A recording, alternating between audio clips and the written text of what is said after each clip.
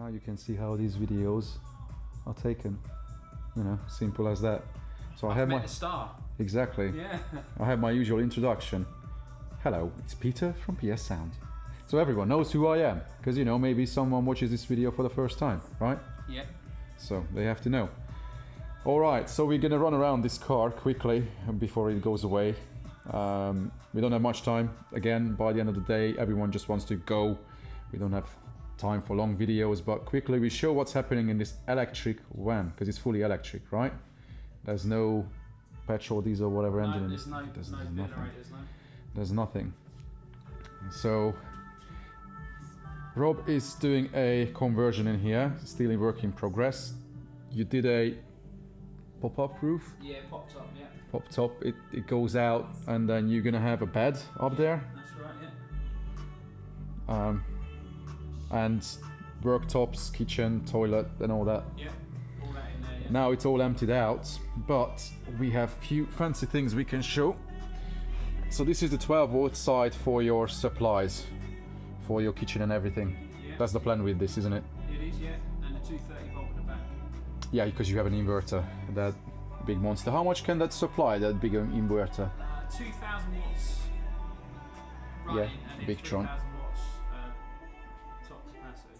Yeah, Victron have the same brand lithium in my car. Yeah. Good British company. So this is what the 12-volt audio system gets the power from as well. You can see a fuse holder coming out there, and it runs down there underneath. It's not fully finished because this is going to be all built in on this side, so this sliding door won't be used, correct? That's correct, yeah. Okay, so that's... The kitchen will be along that full side there. Yeah. So we did something unconventional for most people, but those who follow my channel, they know that I'm not doing the usual shit. Let's just put it that way. So the idea was to have a decent sound quality system with plenty of punch and on a relatively lower budget, because your first idea was when you contacted me, oh Pete, I want the 4K Utopia you built in the BMW 6 GT because it sounded so good, right? Correct, yeah. And then when people realize how much the 4K Utopia freeway cost on its own, and then that's just the speakers, then you need the installation, all the material, the amplification, the DSP and all that. Yeah, budget just goes through the roof. And then we put this system together from less money on the equipment side than what the 4K Utopia cost. Correct, yeah. So what do we have? We have the tiny little amplifier, and then people think, it's bullshit, it doesn't give enough power and output. Yeah, I'm happy to put anything to the front seats. They will get surprised because there's plenty of power in this system. Yes, it needed a bit of thinking. So this is a Zapco ADSP Z8 whatever 8-channel amplifier with built-in Bluetooth. So we have tweeter pairs there, mid pairs, mid bass pair, and then sub on bridge channel on channel 7 and 8. It has built-in Bluetooth. Now at the moment that's what we use, and then we will have a joying head unit that you looked at. So at that point we can integrate everything, phone calls, everything is going to come out optical from the head unit straight into the DSP. But that factory head unit is not really great, so at the moment it's not used at all. Speakers. So we have the Micro Precision 7 series tweeter, and actually that's the first black version we've ever used, and maybe people have ever seen in UK. I think yours might be the first pair. We're gonna have more of the black version because in certain applications you just want the black. It looks better, especially with the black grill over the 5 series, Micro Precision 5 series mid. The pillar is not finished. Structurally it's done, it just has a base coat, just so it's good enough for the time being till it gets trimmed, because such a complex shape is very difficult to trim for anyone, and trimmers hate me for that.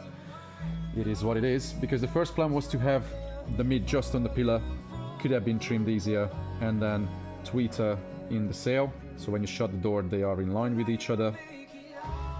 But then last Thursday when Rob turned up, we ended up with this option, which was your preference. Yeah.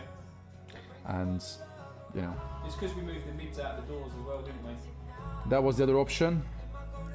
Mid bass. It's not there. It's not there at all, because when you came the door card was off. We had a look at the door situation, and the clearance is terrible. The inner skin of the door is so flimsy that it wouldn't give a good mounting option for any mid bass. Then the service holes are terrible on the door. They are not even, so it's not easy to cover. You would have to fiberglass over it or use aluminium sheet and rivet it on and then deaden over, and then you would still have issues with the rattles and the usual location from a door having a lot of cancellations in the intended range for a freeway. And I thought to Rob that, okay, we're gonna do something different, because the mid bass is in that enclosure as well. So he left on Thursday, and then Friday, Monday we finished the pillars, and he built the box. So each side we have the mid bass. I didn't leave the torch there. Where's the torch? Here. Go for the blue handle if you want. Here we go. So each side we have the Micro Precision 5 Series mid bass in relatively large enclosures, probably like 17-18 liter, which was easy because we have a big box. And in the middle we still have enough space, a good 60 odd liter for the JL 13W3 subwoofer, which I also have in my test bench in the workshop. In the middle, all in sealed enclosures. So yes, it's not your everyday option, and then most people think that this cannot work. I told Rob as well that for sound quality competition I wouldn't necessarily suggest it, because when you have technical tracks and then it says left, right, then you can hear that the lower mid-range pulls down slightly. But when you play music, you can't tell it. Most of the times you have no idea about where the mid bass is when left and right is tuned well, all the drivers are in time, and then you hear mid bass central, and it doesn't pull at all, not even the sub.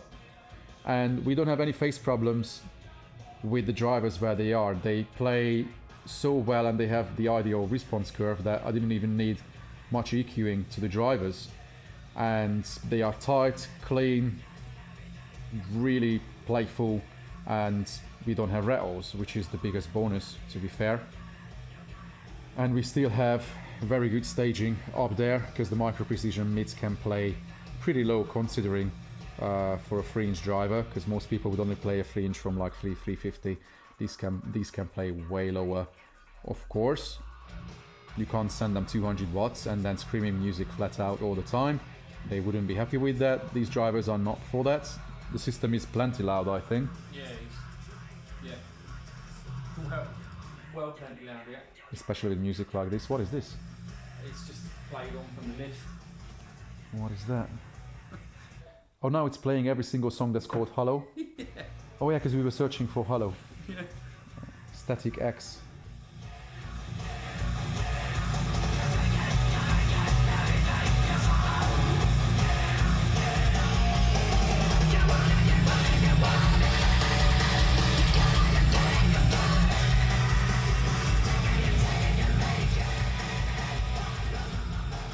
Yeah, I can't really demo with these headphones I'm using for recording because they distort as hell. But you get an idea about a very different system, because some of you may get inspiration and try it, because it's definitely doable with great results. Definitely better results than spending 2 days on the doors, because you would have spent a long time in a nightmare. Yeah, well that's why we moved the tweeters, was to save going through the doors with the cable. Oh yeah, actually that was the reason. Yeah, because we were looking at the loom as well, bringing more speaker cables into there for the tweeter, and it was a no-no as well. That's why we ended up with pillars like this. So when you sit in driver's seat, this is what you see. There you go. And once they are trimmed, they will look pretty. So here we go, another interesting system. Yes, these seats will come out, so that's why they look a bit funky, because you will have fancy seats from a what? BMW M2. I'm looking forward to seeing those. Will you have those to the time you come back? No. Yeah. Yay. Wicked. Then we will have an update another time when Rob comes back. The band will be in a better state with new seats, as you could just hear now. Pillars will be trimmed, so we will have to feed them back. Speakers will be running by then, so we will have final touch-up, final tune. And then I will do a demo at that time too. But this is it for this one. 10.5 minutes, plenty long enough.